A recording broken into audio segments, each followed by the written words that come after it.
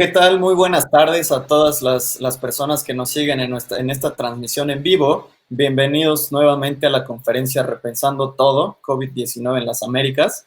Es un honor darles la bienvenida a este panel titulado Cuarentena en la ciudad de Lima, restricciones y alternativas para mantener la atención a personas con VIH. A nombre del comité organizador y de las instituciones que hacen posible este evento, el Instituto de Salud Pública Global HF y el Instituto de Estudios Avanzados para las Américas, ambos con sede en la Universidad de Miami, AIDS Healthcare Foundation y la Asociación Internacional de Proveedores de Atención para el SIDA, AIAPAC. Les recordamos que estamos transmitiendo en vivo a través de la plataforma oficial de la conferencia y además a través de Facebook Live desde las páginas oficiales de HF en habla hispana. También les recuerdo que pueden escribirnos sus preguntas en el chat de Facebook o en el chat que tenemos destinado en la plataforma de la conferencia, para que las podamos abordar con nuestros panelistas, con quien vamos a abordar un tema muy importante que ha transcurrido durante ya casi un año de pandemia que hemos vivido en la región. Voy a presentar muy rápidamente al doctor José Luis Sebastián, quien va a ser el moderador de este panel. El doctor Sebastián es médico egresado de la Universidad Nacional Mayor de San Marcos en Lima, Perú, con una maestría en salud pública por la Universidad Nacional Federico Villarreal en Lima y estudios de posgrado en epidemiología por la CDC en Estados Unidos. Además de investigación operativa, también en la CDC de Estados Unidos, auditoría médica en la UNMSM, en calidad de servicios de salud por la Universidad Santiago Antúnez de Mayolo, Lima, en gestión pública por la Universidad Peruana de Ciencias Aplicadas, Derecho Institucional Humanitario por la Comisión Interamericana de Derechos Humanos, Salud Global por la Universidad de Harvard y Salud Internacional por la OPS. Además, el doctor Sebastián es coordinador de país de HF para Perú y director regional para la región andina de HF. Doctor, yo sé que esta es una pequeña probadita de toda su trayectoria en el medio. Es un honor tenerlo moderando este panel. No le quito más tiempo. Adelante. Bueno, muchísimas gracias y muy buenas tardes para todos, todas, todes. Estamos muy contentos de poder presentar este panel con personas que han tenido una participación muy importante durante esta pandemia de COVID en el Perú. Y creo que las sugerencias, las experiencias, la manera como han solucionado las cosas y la manera como se ha logrado preservar la vida de las personas viviendo con VIH en el Perú durante la pandemia, nos van a servir como insumos para poder trazar una propuesta a nivel global que integre verdaderamente las necesidades de las personas. Es el objetivo, es lo que queremos y bueno, rápidamente voy a pasar a iniciar el panel porque el tiempo es lo que menos tenemos en estos momentos. Contamos con un panel importantísimo con 5 personas que han estado, como decía, durante la lucha contra el VIH durante la pandemia. Y voy a irlas presentando una por una. Vamos a comenzar la ponencia con nuestro amigo y compañero de luchas, Julio Rondinel. Importante recordarles a todos y a todas que vamos a tener 7 minutos para la ponencia, ya sea con presentaciones o simplemente en forma oral. Luego 1 minuto para resumen, preguntas y cosas que hayan de interacción con la gente. Y luego, al final de todas las ponencias, vamos a tener 5 minutos para hacer un recuento final con los participantes. Entonces, sin más, presento a Julio. Julio es psicólogo de la Facultad de Psicología en la Universidad Nacional Mayor de San Marcos, director ejecutivo de la Asociación Céfiro. Julio es consultor para desarrollo de programas, proyectos y desarrollo de planes locales, regionales sostenibles, derechos humanos, derecho internacional humanitario, migración y movilidad humana, incidencia pública, política, multisectorialidad, participación ciudadana, vigilancia comunitaria y campañas comunicacionales. Tiene experiencia en investigaciones y consultorías en organismos no gubernamentales de desarrollo, ONGs, municipalidades, empresas, centros penitenciarios, poblaciones vulnerables, LGTBIQ+, PBS, discapacidad, organizaciones sociales de comunidades urbanas y rurales, a nivel local, regional y nacional. Además, tiene experiencia en psicología aplicada a la clínica social, comunitaria e inclusión, habiéndose preparado también en el manejo de métodos, técnicas e instrumentos para una mejor comprensión del estado emocional, el desempeño intelectual y la conducta social de las personas y sus comunidades, ¿no? Un breve resumen de la trayectoria del compañero Julio Rondinel, a quien dejo ahora en uso de la palabra. Recuerda, Julio, tenemos 7 minutos para la ponencia.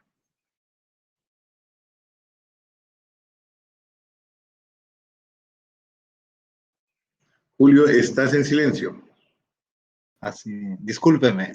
Sí, muy agradecidos con todos ustedes. Muchas gracias, doctor Sebastián. Y en realidad, estas luchas son por décadas y son intensas y revelan mucho el sentido de los derechos humanos. Yo preparé una diapositiva, voy a tratar de acompañarla con el tiempo que tenemos, pero igual la idea creo que es un poco contarles la historia que se dio durante este año 2020, el año de la COVID.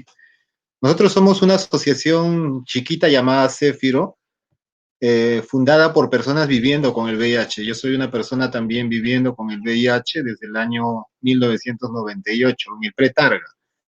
Y Céfiro se funda en el año 2008 como una respuesta de la comunidad al proceso del inicio del Targa y los derechos humanos de las personas viviendo con el VIH. Entonces nosotros también somos parte de una mesa nacional de VIH del Foro Salud y también coordinamos a nivel del Callao el Foro Salud Callao. Defendemos los derechos humanos de las personas que viven con el VIH y los grupos vulnerables y excluidos de la sociedad peruana. Utilizamos vigilancia ciudadana y bueno, abogamos también por poblaciones expuestas a la discriminación ante instituciones del Estado que deben garantizar este derecho a no ser discriminado. Somos parte de una alianza internacional de Ginebra para ver VIH y también apoyamos agendas internacionales como la agenda de los nativos viviendo con el VIH de la Red Canadiense de Aborígenes. Y actualmente participamos en el GTRM, es el Grupo Interagencial para la Respuesta a la Migración Venezolana, que lidera ACNUR y la OIM. Y también participamos en la Agenda 2030 que ve cómo se van a implementar los ODS para que nadie se quede atrás y construyamos una sociedad inclusiva para todos. Y la finalidad de esta conferencia que nos hicieron llegar a través de un resumen era justamente destacar la realidad de la situación urbana en Lima y cómo se llevó a cabo la implementación de la cuarentena frente a los retos de mantener la atención de las personas con VIH. Entonces encontramos esta primera documento de MINSA, las recomendaciones para garantizar la atención integral de las personas viviendo con el VIH frente a la COVID, que se dio en 11 de marzo. Fue una situación no esperada, catastrófica, porque generó un montón de reacciones en el sistema de salud, desafío al sistema de salud y también desafío a las capacidades de las personas para sobreponerse a la muerte que generó la pandemia. No podemos pensar en una pandemia que no generó muerte, generó mucha muerte y desafió al sistema de salud. Y en el medio estábamos las personas con VIH. La recomendación era que tomáramos medicamentos por 3 meses para evitar que se pudieran exponer en los establecimientos de salud que se transformaron en COVID, hospitales COVID. Esas eran las 3 recomendaciones que elaboró el Ministerio de Salud. Una de ellas tiene que ver con el suministro de antirretrovirales para garantizar el continuo de la atención, pero este documento se hizo el 16 de marzo, no vio un poco la vulnerabilidad social que se había generado a raíz de la COVID. Mucha gente con VIH, incluido yo, perdimos el empleo, algunos por despido arbitrario, otros porque el sistema entró en una crisis por la cuarentena, y se generó una pobreza emergente y el hambre, que esa situación va acompañada del suministro de medicamentos. Nosotros hicimos un artículo para la IDEPUC para ver el tema de cómo se estaba generando esta vulnerabilidad social y cómo esto podía afectar los tratamientos de las personas viviendo con el VIH, entendiendo que en Perú el VIH está considerado como una vulnerabilidad sanitaria, por eso tiene CIS a partir del año 2019, pero la vulnerabilidad social es el hecho de recibir alimentos o los bonos por la condición de tener VIH no se dan todavía en este país, ¿no? Es un anhelo que nosotros tenemos, pero está en construcción. Y bueno, en este artículo del IDEPUC nosotros mencionamos esa situación, sustentamos casos de migrantes también, porque era el sector más vulnerable de la población con VIH, ¿no? Son las poblaciones vulnerables, no las poblaciones clave. Y bueno, pedimos al Estado que garantizara algunos mínimos para estas personas, y entonces el Estado no tenía todavía una respuesta, una experiencia para atender la vulnerabilidad social de quienes tenían VIH, fuera de que no eran fácilmente identificables, ¿no? Entonces, la respuesta de la comunidad fue al inicio la instalación de comedores, tipo ollas comunes, donde se instalaron las personas viviendo con VIH para recibir comida. Nosotros hicimos una cadena de distribución de materiales de limpieza al inicio a través de Alicor, la Fundación Lima y la municipalidad. Y esto se pudo canalizar a población viviendo con el VIH. También nos apoyamos al INDECI en la distribución de alimentos a través de la ACNUR y la OIM para personas viviendo con el VIH, tanto migrantes como peruanos. Como éramos parte del GTRM, pudimos articular estos recursos y abogar para que se les suministraran los recursos a las personas viviendo con el VIH.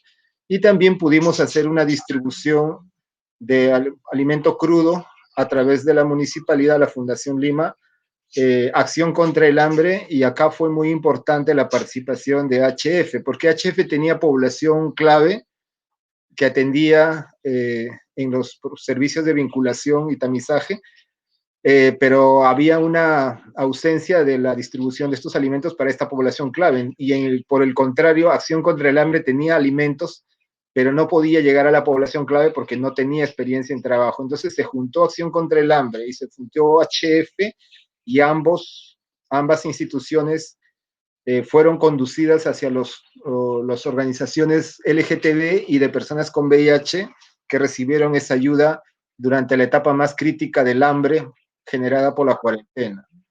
Estas son algunas fotos de las personas que fueron beneficiarias. En realidad fueron más de 1000 personas en la última entrega que tuvimos, y fueron tanto migrantes como peruanos viviendo con el VIH que recibieron estos alimentos, ¿no? La comunidad transgénero, esta es la zona donde yo vivo, acá está mi foto a la derecha, y fueron atendidos en la medida de que pudimos articular desde nuestra posición como una organización de pacientes la iniciativa y las buenas voluntades de organizaciones mucho más fuertes, como son la Fundación HF y la Fundación Acción contra el Hambre, ¿no? También brindamos la contención emocional a las personas viviendo con el VIH, porque como ya lo mencionó el doctor Sebastián, mi base educativa es la psicología. Entonces, muchas personas con VIH que tenían ya tratamientos perdieron las atenciones y tenían mucho temor en acercarse a los hospitales. Y por otro lado, habían personas recién diagnosticadas que necesitaban acceso al sistema de salud para tomar tratamiento y recibir algún tipo de orientación. Entonces, durante la cuarentena nosotros pudimos brindar esa contención emocional entre los padres para orientarlos y canalizarlos a través del MINSA. MINSA siempre nos atendió en todos los casos que tuvimos, ya sea de atención o de muerte, porque se dieron muertes de personas viviendo con el VIH a consecuencia de la COVID y otras complicaciones.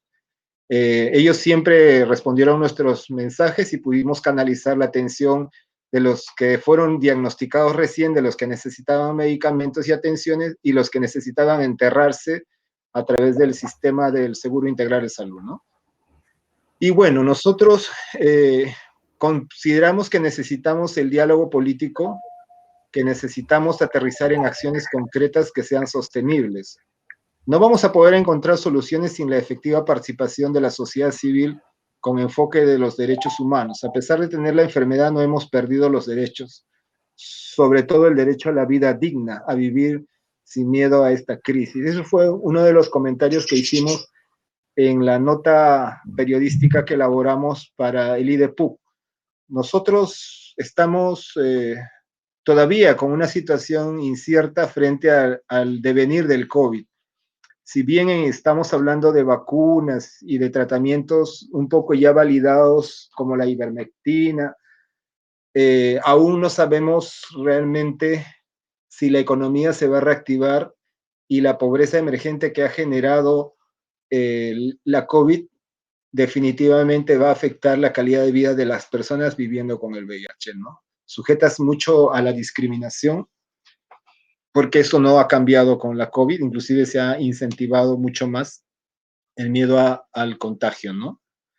Y por otro lado, pensamos, y eso es importante, nosotros estamos alineados al llamado de Winnie Byanyima, la representante de ONUCIDA de Ginebra, de la coordinadora máxima, que ha lanzado un mensaje el 2020 para todas las comunidades, ¿no? Y es la solidaridad mundial como una responsabilidad compartida para cerrar esas brechas que se han abierto con el gran terremoto de la COVID. El COVID ha roto los cimientos de la estructura social y económica de todos los pueblos, y lo que antes no era vulnerable hoy es vulnerable, y lo que era vulnerable está en la extrema vulnerabilidad.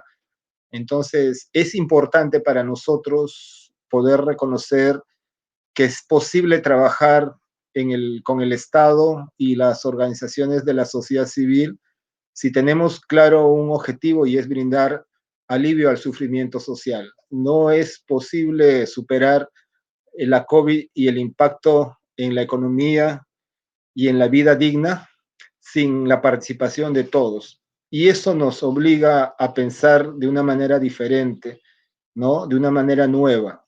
Y tradicionalmente siempre hemos estado confrontados por las percepciones de cómo vemos los problemas. Quizás para el Estado es un tema de recursos y un tema de procesos.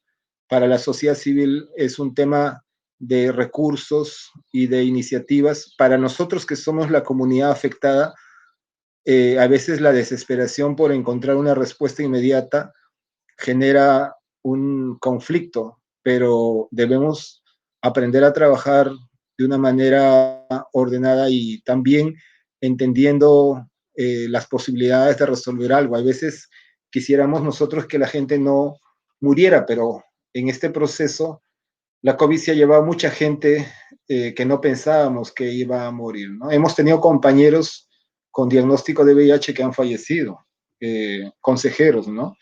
Y por otro lado, hemos tenido toda una situación de vulnerabilidad emergente que es importante conversar. Hay cosas que hemos ganado en esta experiencia, como la comunicación a través de las redes, nos ha permitido que el activismo cambie, se haga un activismo más virtual y más económico.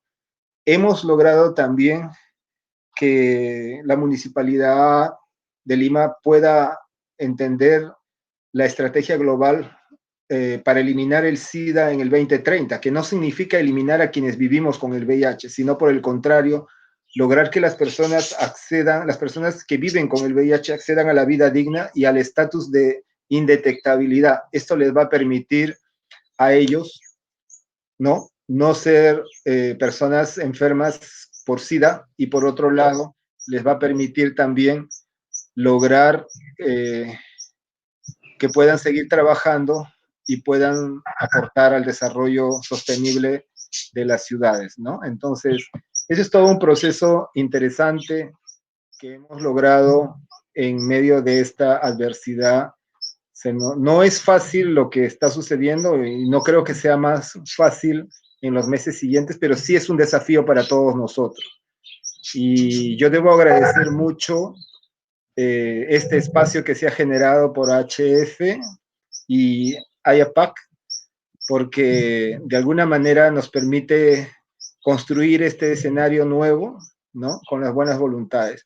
Y en algún momento también nosotros que compartimos espacios, como lo hemos mencionado en varios rostros de la sociedad civil, siempre les hemos dicho que es posible pensar más allá de las limitaciones y ver en las limitaciones las oportunidades, ¿no? Para poder hacer algunas transformaciones que puedan quedar como huellas, ¿no? Ahí vamos caminando. Quizás nosotros, los que somos, yo tengo ya como 22 años con el VIH. Yo soy de la época donde no había targa, donde lo único que había era rezar y morir. pero quizás nosotros no veamos el futuro de esa sociedad justa, inclusiva, donde nadie se quede atrás, pero vamos a trabajar para que esa sociedad se dé en algún momento, donde las personas puedan sentirse plenas y puedan disfrutar de una sociedad solidaria, donde nadie se quede atrás. Pero estamos conscientes de que no vamos a verla, posiblemente, pero ahí vamos. Y agradecerles muchos a todos, sobre todo a usted, doctor Sebastián, que lo conocemos desde las viejas canteras de la universidad, y a Hanna, que es nuestra amiga, ella es una reina de las mujeres trans poderosas, Silvio, un amigo, y el doctor Benítez también, y Rubén, que nos conocemos todos porque somos del mismo grupo, luchamos por los derechos y la vida digna. Muchas gracias. Julio.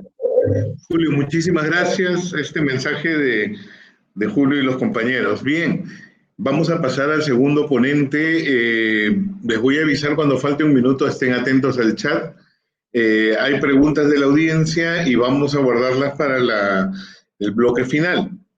Entonces voy a presentarles en estos momentos al doctor Rubén Darío Vázquez. Un minutito, ahí vamos. Bueno, el doctor Rubén Darío Vázquez es médico especialista en enfermedades infecciosas y tropicales por la Universidad Nacional Mayor de San Marcos, con maestría en Salud Pública y Salud Global por la Universidad Peruana Cayetano Heredia. El doctor es miembro de la Sociedad Peruana de Enfermedades Infecciosas y Tropicales y de la Asociación Panamericana de Infectología, docente en las Universidades Científicas del Sur y Ricardo Palma. Actualmente labora como médico asistente en el Servicio de Infectología y Medicina Tropical del Hospital María Auxiliadora y en la ONG Investigaciones Médicas en Salud Inmensa. Rubén es una persona que está muy comprometida en la lucha con el VIH, ha trabajado varias veces en el Ministerio de Salud y estamos ahora muy atentos a lo que nos va a contar para poder, digamos, canalizarlo y sumarlo como un aporte para esta nueva construcción. Rubén, por favor, te quedas como dueño de la palabra en este momento.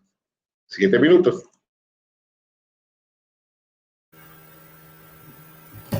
Gracias, muchas gracias, José Luis. No sé si me escuchan y ven la presentación. Hola.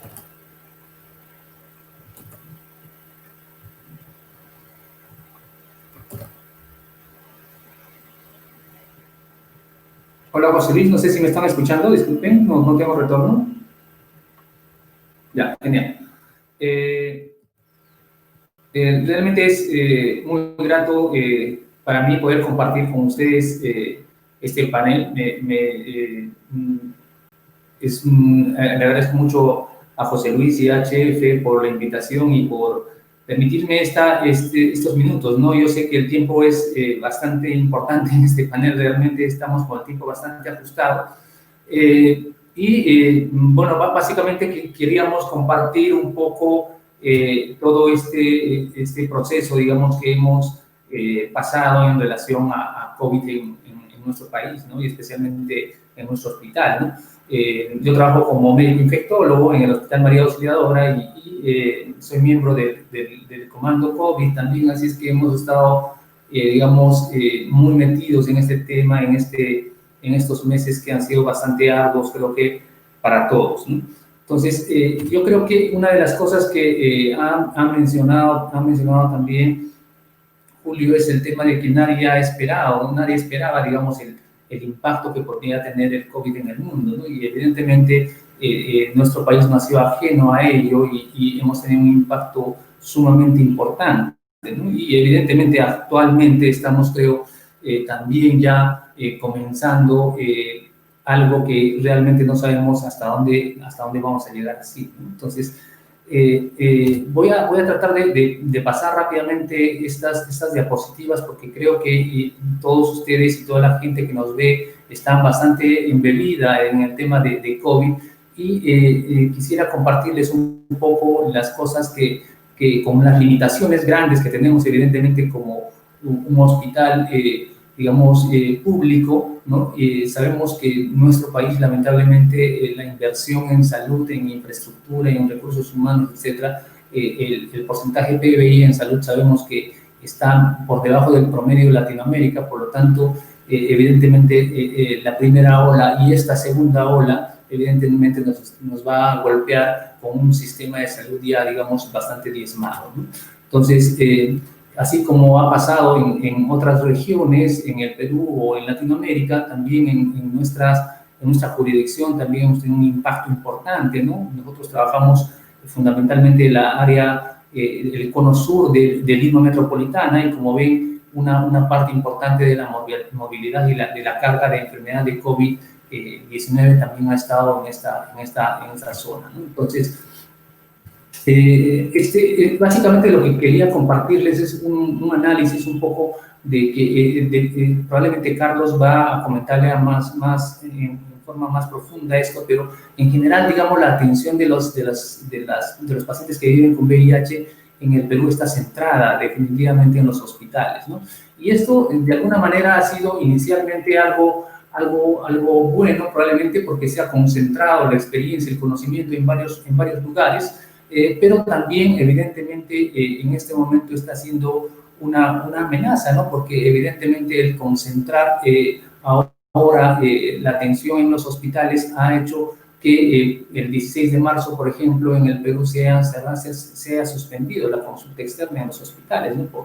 Por disposición del Ministerio de Salud. Entonces, esto evidentemente ha generado un colapso en la atención también de los pacientes con enfermedades crónicas, ¿no? Entonces, digamos, esta experiencia quería contarles con este contexto en que el Perú, definitivamente, el tratamiento antirretroviral está concentrado en los hospitales, a pesar de que hay un esfuerzo, evidentemente, desde el Ministerio de Salud, y que también estamos acompañando en desconcentrar esta atención y llevarlo fundamentalmente al primer nivel de atención, ¿no? Para que la gente pueda acceder más tempranamente a los establecimientos de salud y al tratamiento antirretroviral. Entonces, esto también lo voy a pasar rápido porque evidentemente todos hemos conocido cómo ha pasado esto, tanto acá en el Perú como internacionalmente, si en Europa, en Estados Unidos, etcétera, donde los sistemas de salud eran más potentes, digamos, evidentemente nuestro sistema de salud rápidamente ha colapsado y estamos viviendo actualmente, ¿no? Actualmente estamos viviendo otro colapso de nuestro sistema de salud, lamentablemente, y esperemos que podamos tener, digamos, soluciones que nos permitan salir más o menos de este gran problema que creo yo que tenemos todavía bastante tiempo por seguir trabajando este tema, ¿no? Entonces, en general, en el Hospital María Auxiliadora, nosotros, como les mencionaba, somos un hospital general, somos un hospital nivel 3-1, y tenemos básicamente, junto con el Hospital de Emergencias de Villa El Salvador, que se ha inaugurado hace pocos años, somos los entes hospitalarios que hacemos la contención a nivel del Cono Sur, ¿no? Y tenemos más o menos una población que, si bien no tenemos una población asignada, pero tenemos una población que atendemos, que son cerca de 2 millones de habitantes y un poco más, ¿no? Y dentro de nuestro hospital, evidentemente, brindamos la atención integral a los pacientes con infección por VIH, y tenemos más o menos alrededor, desde el inicio del tratamiento antirretroviral en nuestro hospital, tenemos cerca de 4.500 pacientes que han iniciado el tratamiento antirretroviral, ¿no? Estando a la fecha aproximadamente cerca de 2.780 pacientes aproximadamente que tenemos entre niños y adultos, ¿no? Entonces, así como ha sucedido en muchas partes, evidentemente nuestro hospital, a pesar que inicialmente no estaba considerado un hospital COVID, y creo que eso ha sido uno de los retos más importantes que hemos tenido, porque siempre hemos sido y seguimos siendo un hospital mixto. Entonces tenemos que seguir atendiendo COVID, ¿no? Con la carga que significa ello, y también estamos atendiendo, digamos, la población con enfermedades crónicas que llegan a nuestros hospitales e incluso que no pueden llegar a otros hospitales, ya que estos hospitales se han convertido en hospitales COVID, ¿no? Entonces, el trabajo para nosotros en estos, digamos, En los primeros meses de la pandemia, estoy hablando desde abril hasta aproximadamente agosto, septiembre, ha sido bastante arduo. En el último trimestre ya ha habido una disminución importante de los casos de COVID, lo que ha permitido, digamos, reaperturar algunas otras actividades que tenían que ver con la atención de pacientes con VIH u otras enfermedades crónicas, ¿no?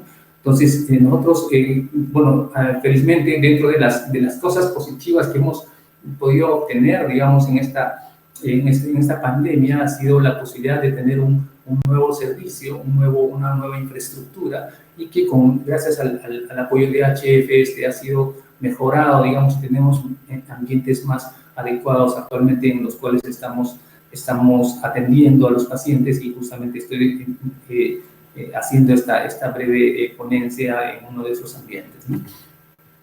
Y quería mostrarles un poco el impacto, porque evidentemente el impacto del COVID no solamente es en la atención de los pacientes con VIH, sino el impacto ha sido global, como ha mencionado Julio, ¿no? Tanto económico, etcétera. Pero centrándonos en la atención de los pacientes con VIH, evidentemente ha habido un impacto directamente en la detección, por ejemplo, de VIH, ¿no? Evidentemente, al cerrarse los consultorios externos, al no poder ingresar los pacientes por estos, digamos, por este distanciamiento y las medidas implementadas por el Ministerio de Salud, la posibilidad del acceso a pruebas ha sido mermada, ¿no? Grandemente, ¿no? Y evidentemente, si tenemos esta pequeña gráfica que podemos prepararla con la información que tenemos en el hospital, más o menos en el 2019 teníamos 17.797 tamizajes que se hacían en el año, y en el 2020 hemos cerrado con 4.700 aproximadamente. Entonces, evidentemente ha habido un 73% menos de pruebas realizadas, ¿no? Por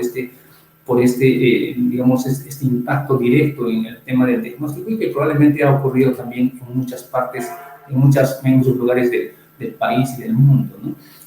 Yo escuchaba exposiciones, por ejemplo, en México, en Argentina, en Chile. O sea, en realidad el impacto ha sido global, ¿no? En todas las enfermedades crónicas, y probablemente esto se está repitiendo en muchas partes del mundo, ¿no? Igual, el tema del acceso al tratamiento antirretroviral, también evidentemente la falta, digamos, de la apertura de consulta externa también ha mermado el ingreso de pacientes. Nosotros más o menos ingresamos con el personal que tenemos y con el recurso humano que contamos aproximadamente 50 pacientes por mes, ¿no? Esto evidentemente, al no tener la suficiente, al cerrarse la consulta externa, esto ha disminuido también. Más o menos 40% menos de pacientes han accedido al tratamiento antirretroviral en este periodo, donde un claro, digamos, quiebre ha sido justamente en la declaratoria de emergencia, y especialmente en los meses de mayo, junio y julio, donde no han tenido, pero finalmente, al final nosotros, cuando ya estábamos en plena pandemia, también veíamos, de alguna manera, nunca dejamos de enrolar, ¿no? Tratamos de buscar las formas, ¿no? De hacer ingresar al paciente, evidentemente conociendo, ¿no es cierto?, con las medidas de bioseguridad necesarias para evitar la transmisión y que el personal de salud siga infectándose también, ¿no? Entonces, hemos ingresado pacientes, ¿no? Con digamos, en números muy pequeños, pero también, ¿no? Nos poníamos en el sentido de que pacientes con enfermedades crónicas, o como Julio mencionaba, pacientes que necesitaban iniciar tratamiento antirretroviral, pacientes que habían abandonado el tratamiento antirretroviral, que estaban con signos de enfermedad avanzada, también tenemos que hacer el espacio para poder ingresarlos al tratamiento antirretroviral. Y evidentemente el tema de los abandonos también ha sido un tema importante por la falta del acceso, ¿no? La respuesta del Estado, seguramente Carlos lo va a mencionar más, pero evidentemente también ha habido todo un esfuerzo, y hemos tratado de cumplir las indicaciones que nos daba la estrategia sanitaria, ¿no? De nivel central para la dispensación de antirretrovirales, ¿no? Que evidentemente esto nunca se dejó de dispensar los antirretrovirales. Nosotros normalmente en tiempos, digamos, anteriores a la pandemia, teníamos más o menos entre 70 a 80 atenciones por día.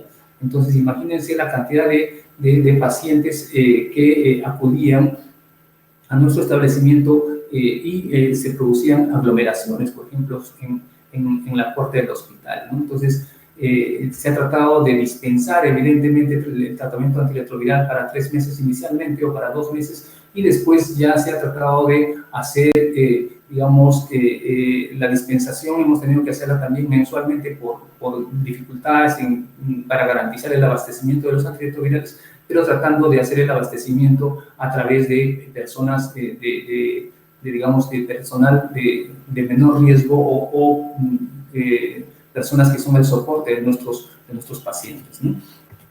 Entonces, una de las cosas que hicimos, por ejemplo, es que nunca se dejó de hacer diagnósticos. Evidentemente, hubo una caída importante en el diagnóstico. Se hizo la dispensación de antirretrovirales a través de nuestros equipos de enfermería, fundamentalmente para que el paciente no deje de tener acceso al tratamiento antirretroviral. Los pacientes no ingresaban y se activó una megafarmacia digamos, en la parte de la consulta externa, ¿no? Es una megafarmacia que está justo en la puerta del hospital para que se facilite el acceso a la dispensación de estos antirretrovirales por los pacientes que acudían digamos, al suministro de antirretrovirales, ¿no? En la atención, como les mencionaba, evidentemente se ha hecho el mayor esfuerzo, ¿no? Priorizándose la atención de los pacientes clínicamente enfermos, puesto que teníamos esta orden de la no apertura de consulta externa, ¿no? Otra de las cosas que ha comentado también Julio es importante el tema de los TICs, ¿no es cierto? De todo el tema de comunicacional, de todo el tema de las redes sociales, ¿no? Hemos tratado de fortalecer este tema que realmente, como ustedes saben, los hospitales públicos, los hospitales del Ministerio de Salud difícilmente, o tenemos muchas dificultades de tipo logística, etcétera, etcétera, para hacer todo este tema digamos, de ampliar las redes sociales, etcétera, etcétera. Y se ha hecho en estos meses un esfuerzo y las áreas de comunicación han trabajado mucho este tema para que podamos llegar más a la población sin que la población necesariamente llegue a nuestros hospitales, ¿no? Y evidentemente también hemos apoyado, digamos, a la dirección de VIH del Ministerio para que podamos tener más centros a donde descentralizar. En general, incluso en el mes de diciembre nada más se hicieron algo de 60 derivaciones a diferentes establecimientos, justamente con el afán de que los pacientes ya no lleguen al hospital, ¿no? Entonces, hay una serie de limitaciones que hemos tenido y tenemos y seguiremos teniéndolo probablemente, pero evidentemente también debemos encontrar estas coyunturas como oportunidades de mejora, ¿no? Por ejemplo, el tema del telemonitoreo, la teleconsulta es algo que no estábamos haciéndolo, pero evidentemente es algo que debe quedarse, ¿no? Entender, por ejemplo, que el 75% aproximadamente de las personas que viven con VIH tienen carga viral suprimida y digamos, son pacientes estables y fácilmente pudieran ir a un sistema de telemonitoreo o teleconsulta, o incluso podrían ser descentralizados, ¿ok? Hay varios factores, sí. Un minuto nada más, José Luis, ya termino con las siguientes láminas. Hay el recurso humano insuficiente, por ejemplo, ¿no? Y entonces tenemos que hacer trabajo remoto. Hay en relación a la institución, por ejemplo, el tema de infraestructura. Entonces vamos a tener que digamos, el descentralizar el tratamiento también va a facilitar el que tengamos menos necesidades de tener más consultores para atender a los pacientes, ¿no? Entonces, no, en general yo quería agradecer el espacio. Hay un trabajo difícil, fuerte, ¿no es cierto? Hay tiempos difíciles que están viniendo, pero creo que una de las cosas, de las lecciones aprendidas que tenemos de la ola anterior es que no podemos cerrar la consulta externa. Tenemos que atender lo mínimo, pero no podemos cerrar la consulta externa totalmente porque hay grandes necesidades de atención a la población con enfermedades crónicas como el VIH. Muchas gracias. Bien.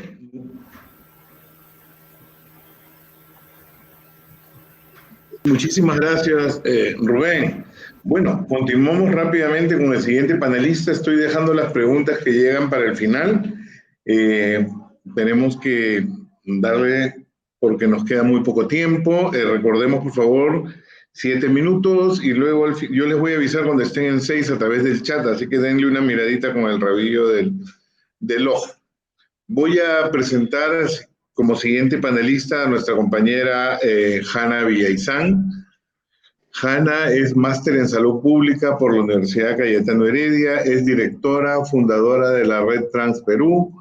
Ella es especialista en advocacy e incidencia con 20 años de trabajo, impulsora del movimiento trans en el Perú.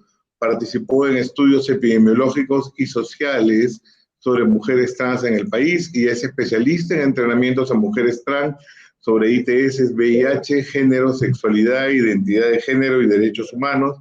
Impulsora de la propuesta de ley de identidad de género presentada al Congreso el 16 de diciembre de 2016 y coordinó diversos proyectos sobre mujeres trans e ITS VIH como facilitadora de talleres a proveedores de salud sobre salud trans, así como operadores de justicia y entidades del Estado. Dejo a nuestra compañera Hanna Villaizán para la ponencia. Hanna, te avisamos faltando un minuto. Ok, gracias por la invitación a HF.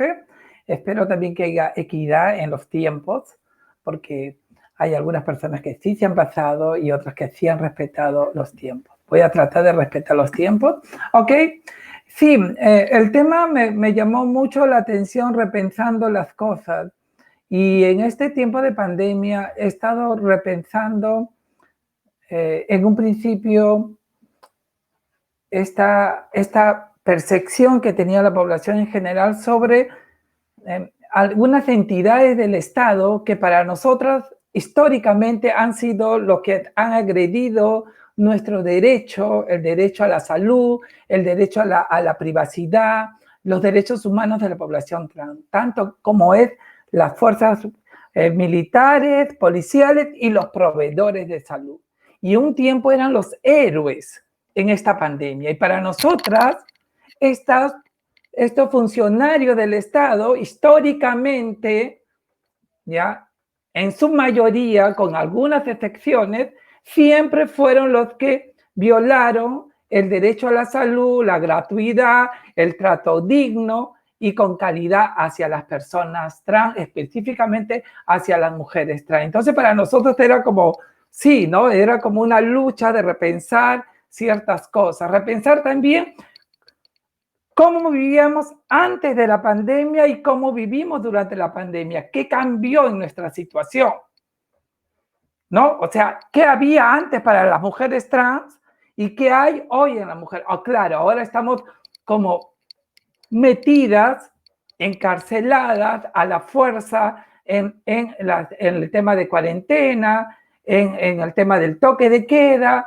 pero nosotras siempre hemos vivido perseguidas por la policía, los militares, en muchas ciudades de este país. Entonces, esta situación era un enemigo común, algo en común teníamos por fin las mujeres trans con la población general de este país, el COVID-19, que a pesar de todo y de todas las circunstancias, ahí éramos iguales, no había una diferencia, ¿no?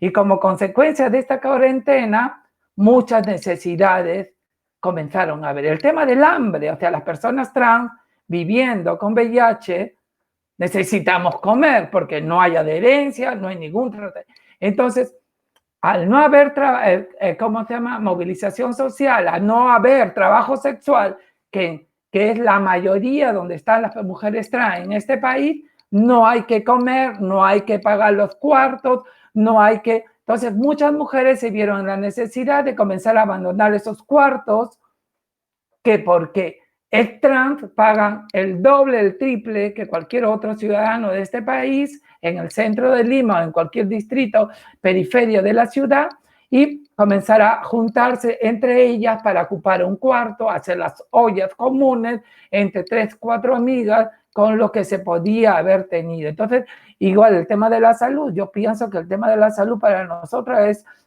siempre una tarea que muestra cómo nuestro país y nuestra sociedad aún no ha llegado a este gran tema en que nos catalogaban antes de la pandemia, país de ingresos medios altos, una economía emergente que no se muestra con el presupuesto en salud en los servicios, ¿no? Y específicamente a poblaciones históricamente marginadas como son las poblaciones trans. Teníamos una norma técnica muy bonita, hecha con bombos y platillos, que no se está implementando en todas las ciudades.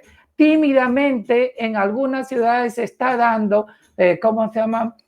Como en el caso de Cusco, vino la pandemia, se han vencido las hormonas y ya no las pueden dar. En Huancavelica, Ayacucho, Tumbes, nadie conoce de la norma técnica y nos preguntamos, en el proyecto anterior del Fondo Mundial vinieron muchos proveedores a entrenarse sobre este tema. ¿Dónde están? Y cuando las chicas van a hacer el monitoreo comunitario de estos servicios y pedir, ellos, los proveedores, no saben inclusive que existía una norma técnica. Este es lo caótico del sistema de salud para nosotras, en un caótico sistema de salud que existe en el país. Una estrategia sanitaria como un elefante blanco que no sabemos cuál es su trabajo. Hasta ahora nos preguntamos cómo están haciendo en el tema de implementación de la norma técnica, el tema de los retrovirales igual. Hay un caso bueno que puede ser buenas prácticas. En Tumbes se les ha llevado el tratamiento retroviral a sus casas de las chicas, cosas que no ha ocurrido en otras ciudades del país, donde las chicas han tenido que ir, exponerse a salir o dejar de tomar por temporadas el tratamiento retroviral, ¿no? Entonces, eso, repensar las cosas, es bien complicado en un contexto donde los servicios de salud no son equitativos en este país. Y no solamente por ser trans, por ser chola, por ser negra, por ser pobre, por ser quechua hablante, por ser mujer rural, por vivir en la sierra. Entonces, y tenemos un personal de salud con una carga laboral tan fuerte, y cuando viene una persona como nosotras, que cuestiona su propia sexualidad, sus propios prejuicios, sus propias creencias religiosas, todos estos prejuicios se agravan. Entonces, esto es para nosotras algo que aún nos queda que pensar. Hemos hecho con ONUCIDA y con el apoyo de HF un proyecto que se llama COVID-19 y personas trans en el país.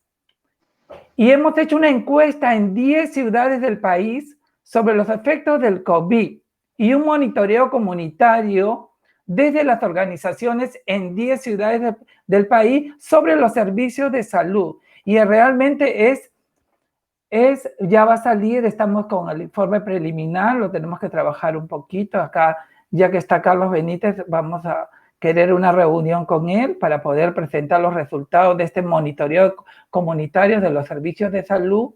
Y en algunos casos tenemos, como el caso Tumbes, donde sí se ha podido entregar los retrovirales en las casas de las personas, no solamente a las trans, sino a todas las personas que vivimos con VIH, sino en otros lugares el tema de, evidentemente, las pruebas de VIH han disminuido porque no hay todo era COVID. ITS, VIH, todo era COVID. Entonces las chicas no recibían condones, menos lubricantes, porque en el interior del país lubricante no se conoce. Al menos los condones tampoco se recibían. Bueno, la única ventaja era que también el trabajo sexual había disminuido, pero la forma como se hacía era también, ¿cómo se llama? De manera clandestina, así como hay las fiestas COVID, las reuniones, el trabajo COVID, el trabajo era en este contexto del COVID de manera clandestina y obvio, si no había condón, no se usaba condón. Entonces, eso es el tema en el trabajo sexual de la mujer, está en el acceso a trabajo. La mayoría, antes de la pandemia, manifestaba casi el 70% de las encuestas decían que tenían trabajo. Después de la pandemia, este porcentaje es casi el 10%. Todos han podido trabajar, pero no de la misma manera, ¿no? Hoy trabajan de día las chicas. La gran diferencia es que hoy, antes del trabajo sexual, se hacía en la noche. Hoy las chicas desde mediodía están paradas haciendo trabajo sexual y no hay condón. No sé cómo estará el tema de las brigadas esas móviles que salían en el tiempo de estos proyectos del Fondo Mundial, ¿no? que no se ve el impacto, ¿no? Yo sí creo que repensando bien las cosas, más que esta pandemia nos ha hecho mirar qué tan fuertes somos como comunidad nosotras, ¿no? Específicamente aquellas que no han ido a la escuela como yo, que no tienen una casa, que tienen, las que no tienen trabajo, sino estamos hablando de la chica que está en la calle, que no les conoce a ninguno de ustedes y que nunca ha estado en una teleconferencia virtual como la que yo tengo el privilegio y el derecho me lo he ganado de estar aquí, porque tampoco me voy a decir que, ay, pobrecita yo, no, es el derecho por mi trabajo de estar aquí, ¿ok? Entonces, estas chicas que están ahí, me pregunto yo, repensar una situación caótica que siempre han vivido, nosotros, gracias a Dios, muchas organizaciones trans, incluyendo Red Trans Perú, como otras organizaciones, se han podido movilizar a través de HF, a través de otros fondos, de otros financiadores, que han podido dar alimentos, bolsas de comidas y se han llevado a las chicas, específicamente a las mujeres mayores trans. Para mi sorpresa, pensé que el VIH había diezmado generaciones. En el norte del país y en el sur del país hay mujeres de 60 y 70 años, mujeres trans totalmente abandonadas a su suerte. Son mujeres adultas que sobreviven en este contexto COVID-19 que no tienen que comer. Pero a pesar de todo, cuando he ido a las ciudades a entregar las bolsas de alimentos, se ríen.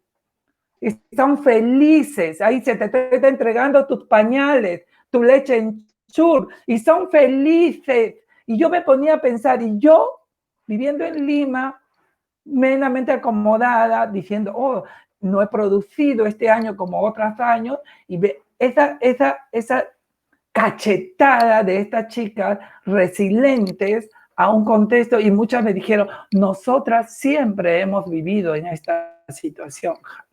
Entonces, repensar las cosas, sueño con un país más equitativo para todas y todos, específicamente para la comunidad trans, sueño con una ley de identidad que nos dé servicios de salud y de calidad para todas nosotras, sueño con proveedores, entre comillas, si no me quieren respetar, al menos que cumplan su función para lo que se le paga, y para muchos de nuestros impuestos le pagamos a esos funcionarios de salud que cumplan su función, que hagan bien su trabajo más allá de sus propias creencias y de sus propias arrogancias, de sus títulos profesionales, ¿no? Entonces, creo que la gran lección que nos ha dado para nosotras como comunidad y que me ha dado es que vivimos y hemos estado acostumbradas a vivir antes de la pandemia con una pandemia que era la violencia, la transfobia, el estigma y la discriminación, y no considerarnos dignas. Es la pandemia invisible hoy con esta pandemia que nos hace ver cómo se ha afectado a la gente. Y la migración, sí, no, todos los pelos de la migración, de los venezolanos, pobrecitos, sí, pero hay una migración interna de muchas mujeres trans, adolescentes del oriente del país, del norte, de los caseríos, que vienen a Lima y no tienen familia. Esa migración interna que no tiene un soporte familiar ni del Estado, chicas de 14 y 15 años que están ahí muy cerca a las oficinas de la Estrategia Nacional en trabajo sexual desde las 2 de la tarde, no recibe del Estado ni un tipo de soporte. Entonces también cuando hablemos de migración, miremos cómo es posible, yo siempre me pongo a pensar, cómo es posible que los migrantes venezolanos, cobrando menos que en el trabajo que los peruanos, vengan a este país, ahorren, puedan tener un cuarto, comprarse sus cositas y mandar lo poco que tienen a sus países. ¿Cómo es posible que nuestras compañeras peruanas, ciudadanas, tengan que emigrar a Argentina, a Europa, para tener, entre comillas, una vida digna, más que ganar, porque casi el mismo costo que se cobra por trabajo sexual en el bosque de Bolonia, en París, es lo mismo que casi que cobran en Perú. Pero no es solamente eso, es la calidad de vida, los servicios de salud, el soporte del Estado. poder tener una casa digna y poder pensar en el mañana. Muchas gracias, José Luis. Muchas gracias, Hanna. He tomado nota de muchas de las cosas que nos has contado y que de verdad es importante tenerlas en cuenta si queremos repensar estrategias globales para trabajar en la lucha contra el VIH y ITS durante la pandemia COVID, que todavía tiene para rato.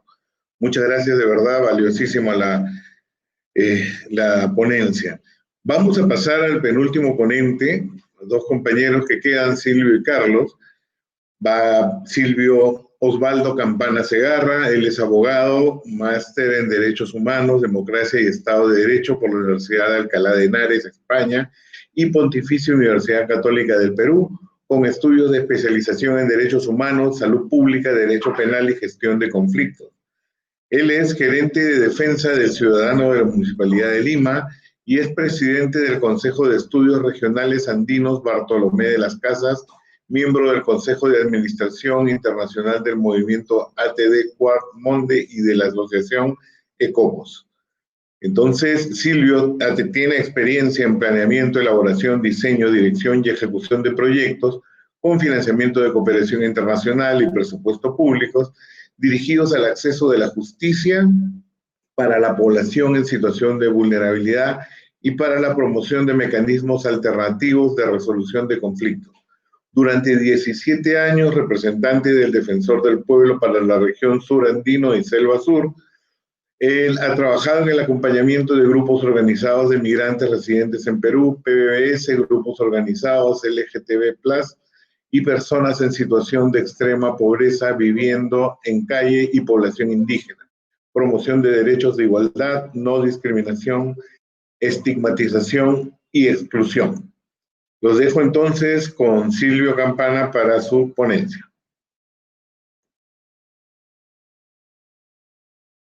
Estás en silencio, Silvio. Gracias, perdona. Bien, muchísimas gracias a todos y todas por estar en este panel y compartir este momento. Son las 2:05, a las 2:12 estoy concluyendo. A ver, desde la municipalidad nosotros realizamos una tarea de evaluación en general de lo que era el tema de la población con VIH como parte de grupos poblacionales en situación de vulnerabilidad. Y yo ingreso a la municipalidad en el mes de agosto del año 2019. Entre octubre y noviembre empezamos a realizar una exploración desde la Gerencia de Defensa del Ciudadano sobre sectores en situación de vulnerabilidad. Encontramos ahí el tema de discriminación como un problema fuerte que se iba generando en la ciudad de Lima, y en general en todo el país ocurre esto, la discriminación es muy fuerte, y la discriminación contra diversos sectores, sobre todo por su condición, que es un tema que ya se ha estudiado de forma reiterada. En el Perú la discriminación no es un tema necesariamente racial, es un tema de pobreza y de ejercicio de poder, y entonces son los más pobres y los que están excluidos los que sufren la vulneración por la necesidad de mantener el ejercicio de poder de aquellos grupos que gozan de ciertos derechos de manera privilegiada. En esas condiciones identificamos, por un lado, la población con VIH y por otro lado también la población migrante. Como decía Hanna, no es solo un tema de migrantes extranjeros o venezolanos en concreto, son los que ponen en evidencia el problema en la medida de que es un grupo altamente numeroso en el Perú, no comparable con otras migraciones que han habido, pero nuestra migración interna pone en evidencia también los altos grados de discriminación que se generan en las diversas ciudades, es decir, a la gente de la selva la tratan de charapa, a los pobladores andinos de indios, serranos, la población negra, etc. Entonces yo creo que somos una sociedad muy compleja en términos de poder ejercer derechos de manera igualitaria y equitativa. A partir de ello, estuvimos viendo la posibilidad, junto con Céfiro y con UCIDA en su momento, ya en noviembre y diciembre del 2019, de la Declaración de París como una herramienta para generar políticas públicas a nivel municipal. Eso nos encontró casi en lo inmediato, en el mes de enero, febrero y ya después marzo, con toda claridad, el tema de la pandemia, y nos llevó entonces a replantear una serie de acciones que como equipo municipal se desarrollaban y que tenían que reorientarse por la necesidad que estaba atravesando el país. Y entonces lo primero que se tuvo que hacer fue generar espacios de ayuda humanitaria. Se abrieron diversos canales. Básicamente la Gerencia de Desarrollo Social estableció los canales a través de la atención a población en extrema situación de vulnerabilidad y pobreza que estaban en las calles. Se empezó a brindar alimentos de manera directa a la gente en las calles. La Fundación Lima, que es una organización no gubernamental asociada a la municipalidad, empezó a recolectar víveres para donaciones. Se empezó a abrir registro de personas en diversos espacios de vulnerabilidad, entre ellos VIH, entre ellos migrantes, pero habían tebesianos, habían otros, tema de pobreza nuevamente, o el caso de mujeres trabajadoras sexuales, o el caso de población LGTB, que también se volvió a identificar. En esa línea, la Gerencia de la Mujer estableció también un proceso interesante porque amplió su espacio de trabajo al componente de igualdad. Ya no solamente era un tema de mujer, sino también se abrió igualdad. Y creo yo que esto ha generado entonces toda una corriente de trabajo para atender a la población LGTB. Se ha abierto también a lo largo de este proceso durante todo el año pasado casas para atención de mujeres en situación de violencia, y hay 2 casas que están brindando atención a esta población. El tema de migrantes, ACNUR ha brindado un apoyo muy directo, y lo que se ha buscado en todo momento es no generar una separación entre población migrante y población nacional. Entonces los servicios se brindan para todos, y ACNUR ha entendido esto también, y entonces hay una colaboración en esa línea. En el tema de salud, tanto el área de salud de la municipalidad ha estado brindando servicios, y CISOL también ha generado las campañas para atención de tamizaje por COVID, y esto ha sido muy importante porque se están hasta ahora haciendo estas tareas. Y en el tema económico, la Gerencia de Desarrollo Económico ha abierto procesos de emprendimiento, pero además también han habido otros procesos que eran importantes en la situación de pandemia, cómo manejar los conglomerados, las ferias, los mercados.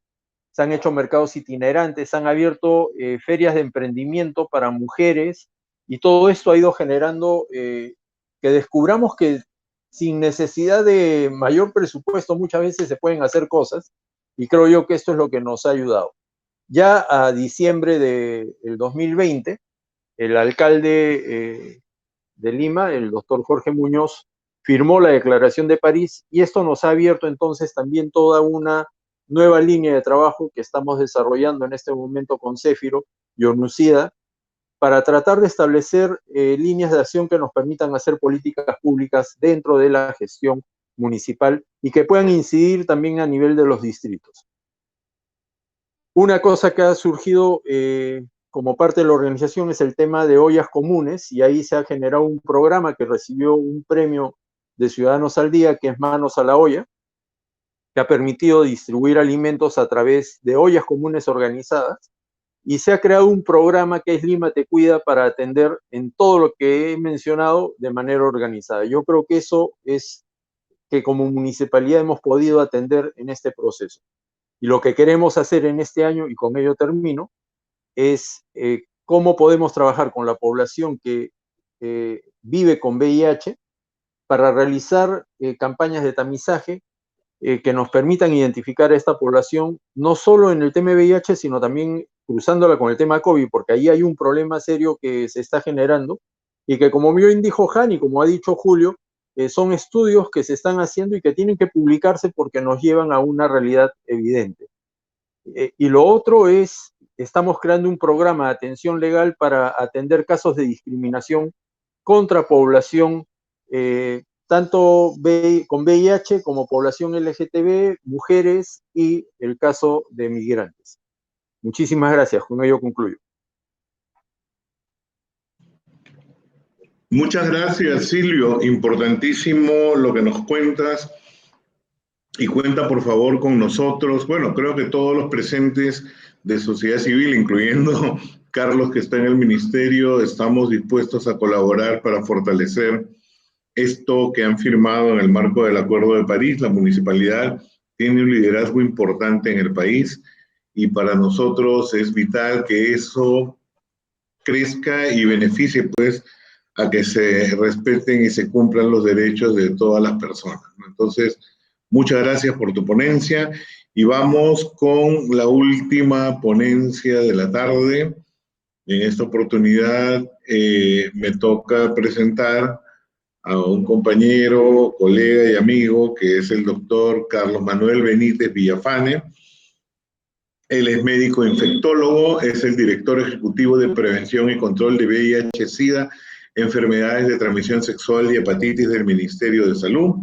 Él es médico con formación en enfermedades infecciosas tropicales de salud pública, con amplia experiencia en el manejo programático y clínico de pacientes con enfermedades infecciosas tropicales, experiencia en investigación clínica y docencia universitaria. Entre sus especialidades están la medicina de enfermedades infecciosas y tropicales, salud pública, proyectos de inversión pública, auditoría médica y medicina del viajero. Los dejo entonces con el doctor Carlos Benítez. Muchísimas gracias, José Luis y a Chepe por la invitación. Agradecer la participación de todos y todas. Creo que ya los ponentes anteriores han descrito muy bien la situación relacionada a COVID en el Perú. Y voy a tratar en el tiempo que me corresponde de resumir cuáles son las acciones del Ministerio de Salud y la situación actual de la epidemia de VIH en este contexto. La siguiente, por favor, next. Bueno, esta es la diapositiva con la que suelo iniciar todas mis presentaciones, que es básicamente la descripción epidemiológica de la situación del VIH en el Perú. Somos un país con una población estimada de personas viviendo con VIH de 87,000, ¿no? Estamos en una epidemia concentrada, ¿no? Básicamente en las poblaciones clave, las poblaciones en mayor riesgo de adquirir VIH. Tenemos datos recientes en relación a otras poblaciones, como las poblaciones indígenas en la Amazonía, y también tenemos en curso proyectos para evaluar cuál es la prevalencia de VIH en otras poblaciones, como la población de migrantes venezolanos, que han mencionado en varias oportunidades en la sesión. Básicamente la enfermedad afecta a personas jóvenes, ¿no? Varones, y de todos los casos del Perú, tenemos más del 50% en la gran metrópoli del país, que es Lima Metropolitana y el Callao. En general, podemos decir que la epidemia de VIH se concentra en las principales áreas urbanas de la costa y de la Amazonía del Perú. La siguiente, por favor. Next. Y es un poco para resumir lo que les mostraba. Ahí tenemos los datos exactos de prevalencia provenientes de diferentes estudios epidemiológicos. Y como ha mencionado muy bien, la población de mujeres trans es la población más afectada en el Perú, ¿no? Más de 30% de prevalencia de VIH.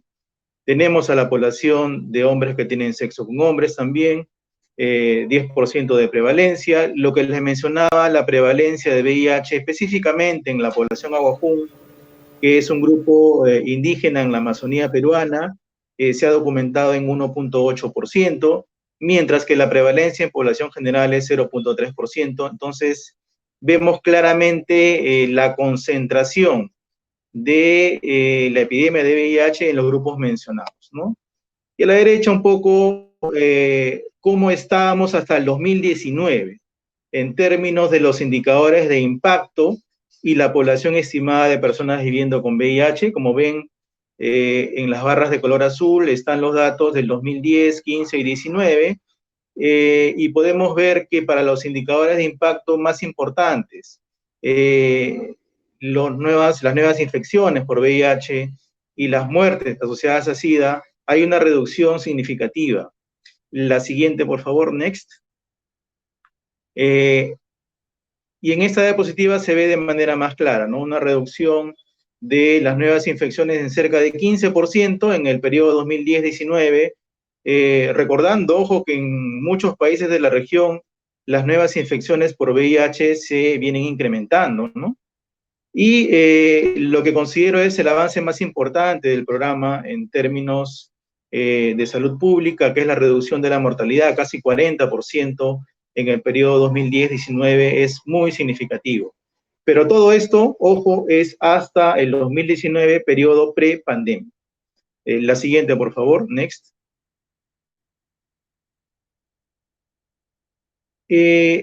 Han mencionado la variable migración en varias oportunidades y para nosotros como Ministerio de Salud es una variable muy importante.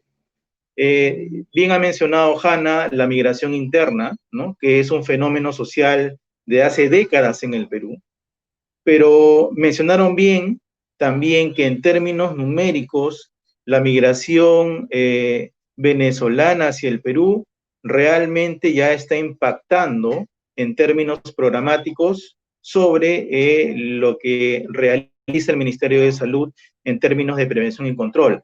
Desde el año 2018 venimos haciendo un seguimiento de las personas, migrantes venezolanos viviendo con VIH, que son ingresados al programa de tratamiento antirretroviral, ¿no? Y esta es la curva que ustedes pueden ver ahí. Tenemos más de 3.200 migrantes venezolanos viviendo con VIH ingresados al programa de tratamientos, ¿no? Ya significa actualmente casi el 5% de toda la cohorte de personas viviendo con VIH que tenemos en el país. Así que ya significa un impacto importante para todo efecto en relación a la intervención. Tenemos PBBs migrantes venezolanos prácticamente en todas las regiones del país, ¿no?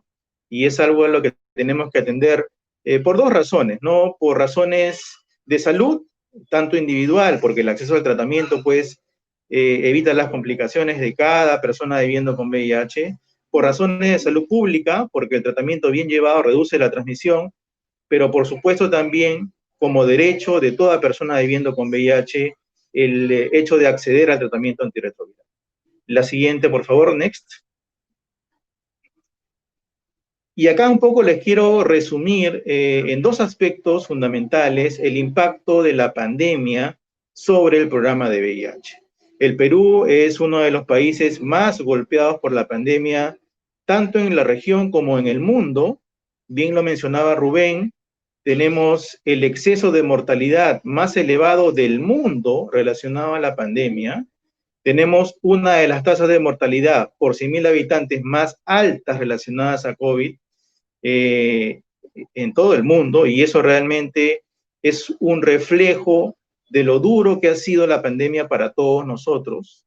Y lo que voy a mostrar es cómo en términos de programa también nos hemos visto afectados.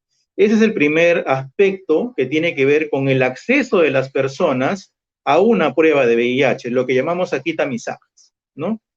Como se ve en la diapositiva, en el inicio del año, si podemos ver ahí, porque comparamos en las barras de color azul lo realizado en tamizajes en el 2019 y en las barras de color naranja lo realizado y avanzado en el 2020. Si vemos en enero y febrero del año pasado, en realidad estábamos avanzando muy bien en términos de tamizaje. Habíamos incrementado el tamizaje con relación al año anterior. Pero desde marzo y en adelante, definitivamente con un pico mayor en el mes de abril y mayo, los tamizajes se han reducido significativamente. Y como dice en la diapositiva, solo hemos podido realizar el 66% de los tamizajes realizados el año anterior. Esto, por supuesto, es algo de un impacto significativo, pues si hacemos menos pruebas, encontramos menos casos y vinculamos menos personas al tratamiento. Por eso es que es muy importante para nosotros este indicador y definitivamente hemos dejado de diagnosticar seguramente muchos casos de VIH que debieron acceder al tratamiento y por eso lo medimos. La siguiente, por favor. Next. Y aquí les resumo un poco los problemas relacionados al acceso al tratamiento antirretroviral, ¿no? En ese sentido, lo que llamamos el enrolamiento, el ingreso de personas viviendo con VIH nuevas al tratamiento, solo alcanzó el 60% de lo realizado en el 2019, es decir, un impacto negativo de 40%, por un lado, y por otro lado también lo que se ha incrementado es lo que llamamos el abandono del tratamiento antirretroviral. El abandono del tratamiento se ha incrementado en 16% con relación al año anterior, el 2019. De más está mencionarles todas las dificultades logísticas globales que hemos tenido para la gestión de medicamentos e insumos, ¿no? Problemas globales como, por ejemplo, la falta de insumos, por ejemplo, Favirenz para producir el Atripla, los problemas con Lopinavir, Ritonavir, el incremento de los costos para el transporte, el cierre de plantas, una serie de dificultades que hemos tenido que ir resolviendo una por una para garantizar el acceso al tratamiento antirretroviral, cosa que en realidad no ha sido tarea sencilla durante todo el año pasado. Next, la siguiente, por favor. Y por ello, desde que el país, por el ingreso de COVID-19, tuvo que disponer, el Estado tuvo que disponer el confinamiento severo en los primeros meses, hemos adoptado medidas que ya las han mencionado los compañeros, básicamente orientadas en principio a garantizar la continuidad del tratamiento antirretroviral en todo el territorio nacional. Esto quiere decir que, por ejemplo, personas que quedaron confinadas en alguna región del país y que recibían el tratamiento en otra región, pues tenían que ser atendidas por los servicios, ¿no? Hemos atendido cerca de 6.000, lo que llamamos transeúntes, personas que no recibían el tratamiento en ese lugar, pero lo recibían. Hemos atendido diferentes prestadores de servicios, personas que tenían en salud, personas que eran atendidos de manera privada, obviamente migrantes y extranjeros también, ¿no? Entonces, ha sido una tarea muy fuerte, que no es en realidad una tarea que el Ministerio de Salud como nivel central realice, sino es en realidad producto del trabajo del nivel operativo, como hospitales como el que Rubén trabaja, o centros de salud que dan tratamiento antirretroviral. Realmente lo que hemos visto en general se ha dado continuidad al tratamiento, o sea, no se han cerrado los servicios, pero obviamente por razones de protocolo, las atenciones se han tenido que reducir. Y también por razones de que el personal de salud tenía que hacer actividades de COVID, se ha tenido que reducir también. Y un factor muy importante que mencionaba Julio, ¿no? El temor de las personas de ir a los establecimientos también ha tenido que ver con este acceso al tratamiento antirretroviral. La siguiente, next.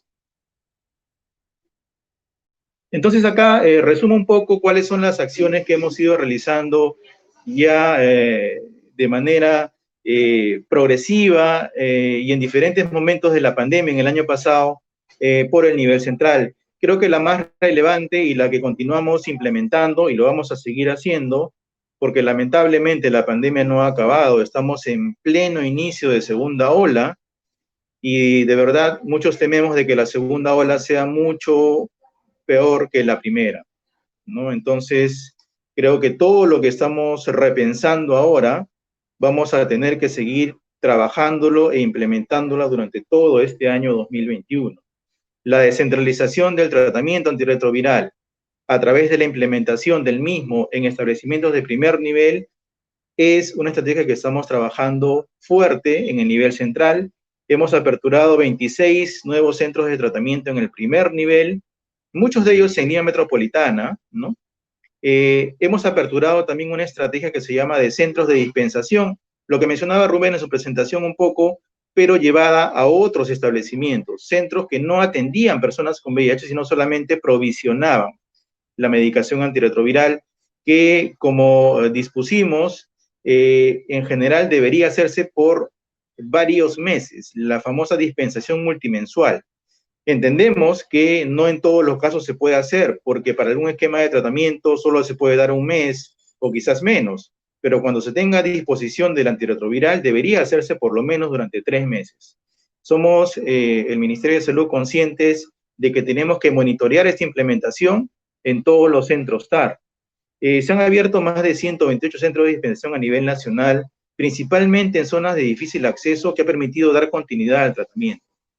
Lo tercero es el trabajo de brigadas, diferentes grupos de profesionales y educadores de pares que han ido haciendo actividades diferentes, en algunos casos financiados por la subvención del Fondo Mundial, en otros casos con financiamientos regionales, para hacer actividades de atención, de evaluación, monitoreo, inclusive en algunos casos, como ya se ha mencionado, de entrega a domicilio de antirretrovirales.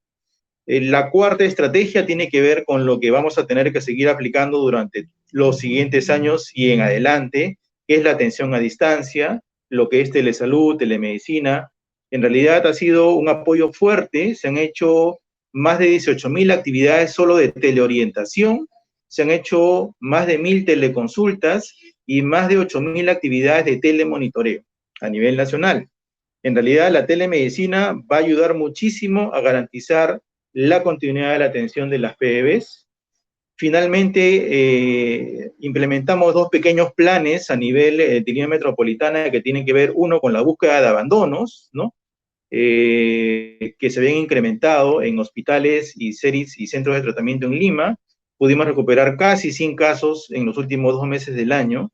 Y al final, una estrategia de tamizaje distinta a la que hacíamos en la prepandemia. Como todos sabemos, en la prepandemia hacíamos actividades extramurales muy grandes, con gran concentración de personas, de población clave. Esto no se puede hacer en el contexto de pandemia y por lo tanto hemos aplicado una estrategia diferente, que es la notificación asistida de contactos o de parejas, ¿no? En este caso nos basamos en un caso nuevo de VIH y a partir de este caso vamos a buscar otros que posiblemente también tengan el virus. Y haciendo la estrategia, el porcentaje de reactividad es alto, es casi el 30%, y es algo que definitivamente tenemos que seguir implementando en este contexto de pandemia. La siguiente, por favor, next.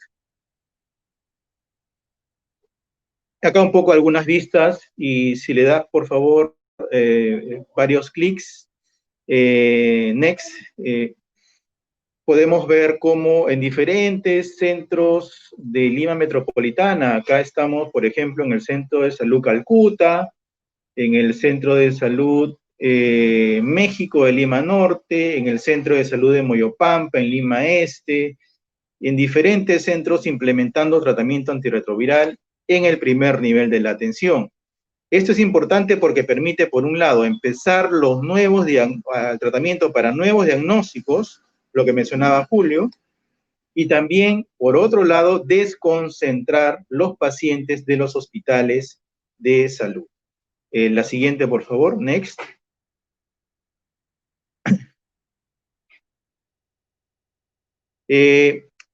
Poco a poco, desde el mes de julio a agosto, empezamos a trabajar a través de campañas integrales de tamizaje, un poco trabajando de manera conjunta con los operativos llamados TAITA, para también allí ofrecer tamizajes para infecciones de transmisión sexual y VIH-Sida.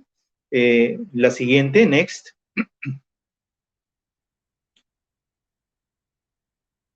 Seguimos avanzando.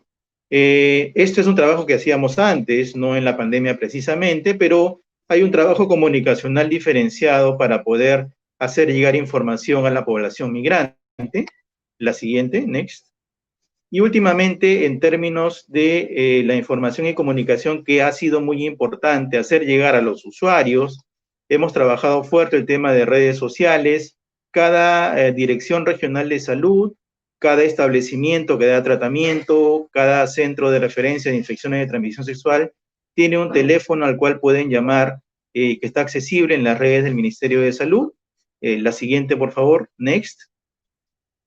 Y últimamente hemos desarrollado este aplicativo web, que también es un aplicativo móvil, que se llama GeoVIH, que se puede descargar en Play Store, está disponible para dispositivos Android, con el cual ustedes pueden en tiempo real poder acceder al establecimiento más cercano donde pueden hacerse una prueba de VIH o donde pueden recibir tratamiento antirretroviral.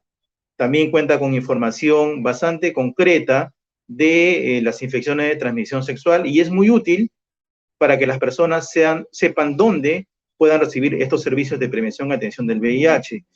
Hay que agradecer en el desarrollo de este aplicativo también el apoyo de José Luis y el equipo de AHF. La siguiente, next. Y bueno, en el marco de toda la vorágine de la pandemia, y pues hay que decir también que en la pandemia, también nosotros como Ministerio de Salud, hablando de los equipos técnicos, nos hemos golpeado, ¿no? En las últimas 2 semanas, y por eso les expreso la preocupación por la segunda ola. Hemos tenido casos múltiples en el Ministerio de Salud, en mi equipo técnico también, pero tenemos que seguir trabajando. Y el trabajo del año pasado conseguimos aprobar 2 documentos normativos importantes, el documento normativo para la atención de lo que son niñas, niños y adolescentes, y el documento de atención en adultos con infección por VIH, básicamente incorporando tratamientos nuevos, los que recomienda la Organización Mundial de la Salud, para que podamos tener tratamientos de mejor calidad para las personas viviendo con VIH. Por supuesto que la implementación de los documentos normativos es todo un reto y lo va a hacer con mayor razón en el contexto de pandemia, pero es parte de lo que tenemos que seguir haciendo nosotros en los siguientes meses. La siguiente, next. Y finalmente mostrarles que a pesar de las dificultades, y claramente vemos que la curva de enrolamiento al TAR hasta el 2019 era una curva en ascenso franco. El año pasado esta curva se ha aplanado, hemos enrolado menos, pero hemos podido conseguir una cobertura de tratamiento del 81%, que es, consideramos significativa, con todas las dificultades que hemos tenido en el contexto de pandemia y seguramente las que vamos a seguir teniendo todavía. La siguiente, next, y con esto ya termino. Como dice en la diapositiva, a pesar de todas las dificultades, hemos ido reactivando los servicios, apoyándonos en el primer nivel, básicamente para hacer los tamizajes y también para descentralizar el tratamiento. Hemos podido actualizar la normativa e implementar algunas estrategias nuevas, como son la telemedicina, la notificación asistida de parejas y otras que vamos a empezar a implementar, como por ejemplo la estrategia de autotesteo. Next, la siguiente. Era todo por ahora, pero finalmente en esta reflexión y en este repensar, creo que tenemos que tener claro que la pandemia aún no ha terminado, lamentablemente, y todavía nos quedan unos meses muy duros para poder seguir avanzando en medio de todas las adversidades, y realmente creo que en ese trabajo el estar unidos es lo que nos va a sacar adelante, donde la sociedad civil en el Perú siempre ha sido un apoyo fundamental para la respuesta del país frente a esta otra epidemia que no tenemos que olvidar para nada, que es la epidemia de VIH. Muchísimas gracias. Muchas gracias, Carlos, por este resumen del trabajo que hizo el Ministerio de Salud durante la pandemia el año pasado. Y bueno, hemos pasado ya los tiempos, nos toca dar unas pequeñas conclusiones sobre lo que hemos hablado. Creo que básicamente la experiencia que se ha narrado el día de hoy debe de servir para el objetivo de todo este foro, que es replantear las estrategias globales, o sea, de nuestra experiencia sacar recomendaciones que se puedan usar a nivel global en otros países con los problemas similares, sin que tengan que volver a pasar por lo mismo, ya que no hemos tenido una respuesta a nivel del planeta, digamos, única. Ha sido una situación muy confusa y difícil. No es la primera vez que había pasado. Entonces, recapitulando y viendo qué cosas han pasado en el país y qué cosas podemos aportar, bueno, de las cosas que dijo Julio en un primer momento, el tema de que las personas viviendo con VIH aspiren a una vida digna se me ha quedado grabado, es importantísimo, es un objetivo, y creo que de todos los ciudadanos en general, pero en este caso, en el marco de la pandemia y lo que estamos analizando, es importante El tema de trabajar alianzas estratégicas, vemos que funciona, vemos que ayuda a solucionar el problema, pero ojo que han sido iniciativas nacidas en la misma crisis, ¿no?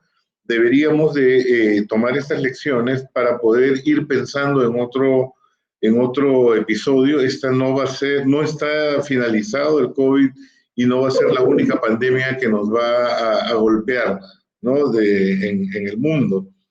Entonces, también el trabajar con un enfoque de derechos humanos, yo siempre lo digo en todas las presentaciones, mientras no se respeten los derechos de manera integral de la población, no vamos a poder solucionar estos problemas de salud.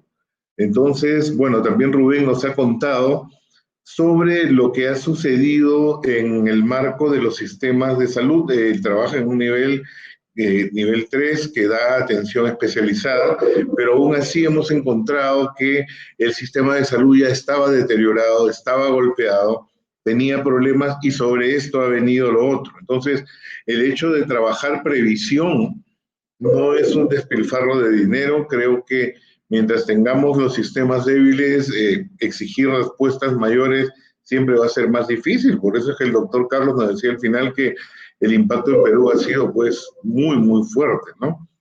Hemos visto también de que a nivel local se han asumido estrategias importantes como es la de evitar la exposición de las personas viviendo con VIH en los centros de administración de medicamentos. Nos contaba Rubén que se han habilitado espacios en enfermería, en farmacia, buscando pues disminuir el tiempo de permanencia en el hospital. Y bueno, de todas maneras esto tiene pros, contras, hay que evaluarlo de acuerdo a cada realidad, pero creo que la experiencia es importante. Hanna nos ha contado de qué manera esta cuarentena, este confinamiento, ha vuelto a colocar en la mesa el tema de los derechos vulnerados de la comunidad de las mujeres trans en el país, y cómo en cierto modo la cuarentena ha hecho que sintamos lo que muchas veces las compañeras sienten, ¿no?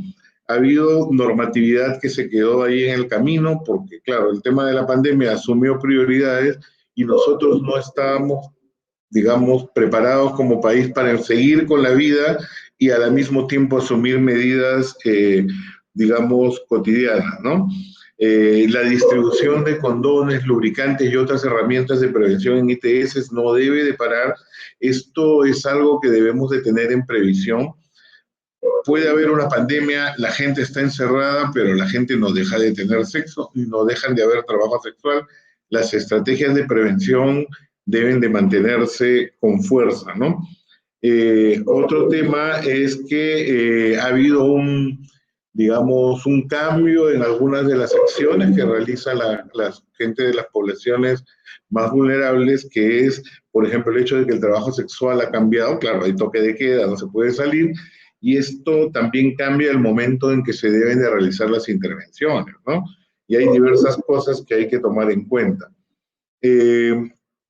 También Hanna nos contaba el tema de cómo se ha mantenido esta marginalidad en la que la comunidad se siente, digamos, ajena a las estrategias del resto de la población, y esto hay que tenerlo bien en cuenta, porque a veces se piensa, bueno, vamos a hacer esta intervención y no pensamos en las comunidades que por la vulnerabilización que viven no pueden acceder a las respuestas que se dan para la población en general, por diferentes razones. Hay que tenerlo en cuenta, y de cómo con estrategias, digamos, que han generado alianzas y otras cosas se ha podido pues lograr intervenciones que también Julio las comentaba, ¿no? En las alianzas estratégicas, para poder llevar algo de soporte y de alimentación a las compañeras trans que lo necesitaban, ¿no? Y también Hanna nos dice que no nos descuidemos la migración interna. Esto me parece importantísimo, porque esta migración interna, desde el punto de vista de salud pública, desde el punto de vista de derechos y desde el punto de vista social, es, digamos, un aspecto que vulnerabiliza más a las personas y las marginaliza. Hay que tenerlo en cuenta, creo, para las intervenciones que desarrollemos. Silvio nos contaba algunas de las cosas que han hecho desde la Municipalidad de Lima, la Declaración de París, que ha permitido pues que Lima por primera vez trate de asumir intervenciones en el marco de la lucha contra el VIH, por el derecho de las personas que viven con VIH y las actividades preventivas y de diagnóstico que antes no habían. Nos ha dejado una puerta abierta a todos los que estamos presentes. Silvio ha tenido que salir porque tenía un evento programado, pero nos ha dejado la puerta abierta para consolidar acciones con las municipalidades. Yo creo que esto es valioso y que están viendo las estrategias para poder desarrollar actividades de prevención y de diagnóstico, ¿no? Por último, el doctor Carlos Benítez nos ha contado la situación en general de lo que acontece en el país en el marco de la pandemia, cómo el tema del COVID ha venido a modificar indicadores. Los dos que nos han comentado para mí me han parecido importantísimos y estamos pensando de qué manera vamos a aportar para levantar el tema. Disminución en el número de personas enroladas. Esto no creo que pase solo en el Perú. Es un punto importante, cómo ha impactado en la disminución del enrolamiento y de qué manera el abandono, las personas que han abandonado también se han visto incrementadas, ¿no? Habló de un 16%, es importantísimo. Es gente que está dejando el tratamiento y justamente va de la mano con el tema de que están llegando problemas de infecciones oportunistas que ya no se veían, ¿no? Como el sarcoma de Kaposi y estas cosas. Entonces, la reflexión para el replanteamiento, estos puntos, después nos habló Carlos de las estrategias que han hecho y las cuales pueden ser también importantes para otros lugares que lo necesiten y ver también que es necesario analizar hasta qué punto han tenido impacto, ¿no? El tema de atender transeúntes, la descentralización del tratamiento, que es algo importante para que la gente pueda llegar a esto, los centros de dispensación, las brigadas, el tema de telesalud, la necesidad de trabajar ahora en la búsqueda de abandonos y la notificación asistida de parejas. Yo creo que todos han desarrollado actividades que son importantes y creo que de lo que podamos concluir al final de todo el evento que está desarrollándose, vamos a aportar como país esta experiencia peruana para poder asumir estrategias en otros lugares. Quiero felicitar a todos, a todas, a todos por haber acompañado esta tarde en la ponencia y también a este panel de primera. De verdad, muchas gracias a los compañeros, compañeras que han dado su tiempo para que se visibilice el esfuerzo que se ha hecho para evitar que el COVID vulnere más los derechos y sobre todo el derecho a la salud, a la vida de las personas viviendo con VIH en el Perú y de las poblaciones vulnerables. Muchísimas gracias. No sé, Ariel, si hay algo más para decir.